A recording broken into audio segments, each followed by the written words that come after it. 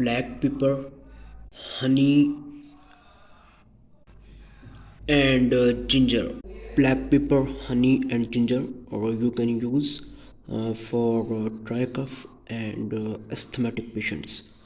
आप पानी को बॉईल करें और इसमें 4 से 5 दाने ब्लैक पेपर के यानी काली मिर्च, 1 चम्मच हनी का और 1 टुकड़ा white portion of the ginger आप उसमें डालें और उसे उबाल कर आप पेशेंट को दे दें। ये तीनों एंटी इन्फ्लेमेटरी है और लंग क्लीनिंग में हेल्प करते हैं और हनी भी soothing of the respiratory system में बेहतरीन है, विंटर के लिए बेहतरीन है।